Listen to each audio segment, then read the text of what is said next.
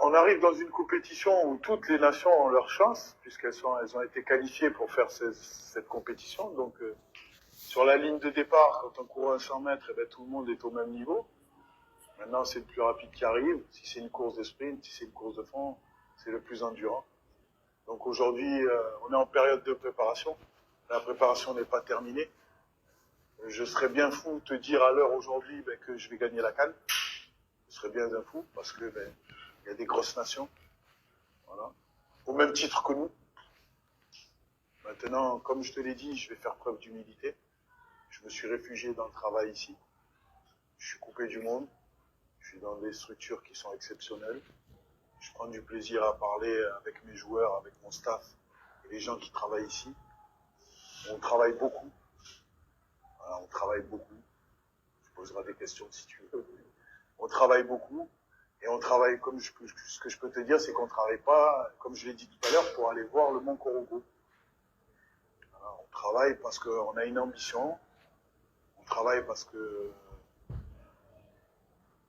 a des rêves. Donc, moi, tu me feras pas dire aujourd'hui, je vais pas me lever et te dire que je vais gagner la CAN. Parce que ça, tout le monde est capable de le faire. Maintenant, c'est moi ce qui m'intéresse aujourd'hui à l'heure où on parle, c'est le processus. C'est qu'est-ce que je dois faire pour pouvoir être ambitieux. C'est le processus qui m'intéresse. C'est qu'est-ce que je mets en place chaque jour pour que mes joueurs aient la capacité et la possibilité d'être ambitieux. Et une fois que j'aurai mis ça en place, moi je serai, et je sais, et j'ai toujours su quel était mon objectif. Maintenant, tu ne me feras pas dire, j'ai pas envie de me lever et de dire, voilà, moi mon objectif c'est on gagne la CAN et c'est terminé. Voilà. Moi je le sais. Donc, humilité, travail et ambition. La vérité, je pourrais te donner une réponse, c'est mon choix de sélectionneur. Je pourrais te dire ça et puis point barre. Maintenant, sur le cas Moncoro, c'est quand même très fort ce que tu me dis. Parce que Ibrahim Moncoro a joué un match. Voilà, donc il joue un match, il a du rythme de jeu sur le poste de gardien de but. Donc c'est quand même très très fort. Pour avoir du rythme de jeu, pour un gardien de but, c'est pas un match. C'est plus de matchs. Alors pourquoi je l'ai sélectionné avant et pourquoi je l'ai pas sélectionné maintenant? Justement, dans ma tête, je voulais pas partir avec 4 gardiens, je voulais partir avec 3 gardiens. Déjà d'une, pour pouvoir avoir plus de joueurs de champ, de 2. Concernant Moncoro, donc toi-même tu l'as dit, il a pas joué depuis un très long moment. Et moi je le connais parce que déjà c'est un bon gardien et qu'il a une expérience et que de 3, il est toujours important dans le groupe. Maintenant, moi j'ai choisi d'avoir 3 gardiens avec du rythme de jeu. J'ai choisi d'avoir 3 gardiens qui sont prêts à jouer. Le choix s'est porté sur Aboubacar Doubia. D'ailleurs, entre guillemets, un choix qui a été validé par mon entraîneur des gardiens. Voilà. La décision s'est faite hier. Pour moi, j'ai pas de problème par rapport à ça. Maintenant, Moncoro était au courant depuis le début qu'il fallait qu'il ait un temps de jeu pour venir à la CAN. Voilà. Donc ça, et la dernière chose, c'est que c'est mon choix et il m'appartient. Concernant Diadie Samasekou, est-ce qu'il faut encore que je me justifie par rapport à Diadie Samasekou? Sachant que Cheikh Doucouré, la sentinelle qui était prévue être titulaire, à moins que vous n'êtes pas au courant, mais il a une rupture du tendon d'Achille. D'accord? Donc pour moi, le numéro 2 à ce poste est Diadie Samasekou. Donc, il s'est passé un regroupement où tout le monde a critiqué ce choix. Vous l'avez bien vu. Diadie a répondu présent sur le match de l'Arabie Saoudite. Alors vous allez me dire, Eric, le dernier regroupement, il n'est pas venu. Ouais, parce qu'il était suspendu. Donc, je vous ai toujours dit, je vous ai même expliqué par rapport au système de jeu. Moi, aujourd'hui, le numéro 2 est Diadie Samasekou. Donc, il y a un blessé. Et je ne devrais pas employer ce terme numéro 2, c'est numéro 1 bis. Voilà. Donc, parce que dans ma tête, c'était Cheikh qui devait commencer. Mais la vérité, c'est que maintenant, Cheikh est blessé. Qu'est-ce que je fais? Donc moi, j'ai besoin d'avoir quelqu'un qui soit capable de maîtriser ce milieu de terrain dans le système où je vais jouer. Ça, c'est la deuxième chose. Sur le cas Seriné Doucouré, donc des blessés en attaque, donc Ibra Koné, El Bilal Touré. Moi, aujourd'hui, je pense que c'était la doublette, la meilleure doublette qu'on pouvait avoir. C'était nos titulaires, Ibrahim Koné et El Bilal Touré. Bon, moi, c'était ça dans mon esprit. Hein. Voilà. Donc, mais aujourd'hui, donc, ils sont blessés. Moi, aujourd'hui, le but du jeu de cette préparation, c'est de trouver une doublette qui soit capable de, pas de faire oublier, c'est pas le mot, mais voilà, de remplir les fonctions qu'ont rempli El Bilal et Ibra.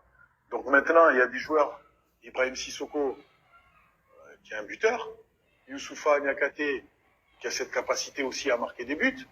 Et la vérité, c'est qu'ils vont faire, ils n'ont pas fait 3 matchs avec le Mali encore. Hein. Donc ils arrivent, ils ont des choses à prouver à eux-mêmes, au groupe, en Afrique. Donc aujourd'hui, moi, l'idée, c'était d'avoir un certain nombre d'attaquants dans un profil bien différent. Donc mon choix s'est porté sur Seriné Doucouré parce qu'il a manifesté cette envie de venir, cette envie de se battre.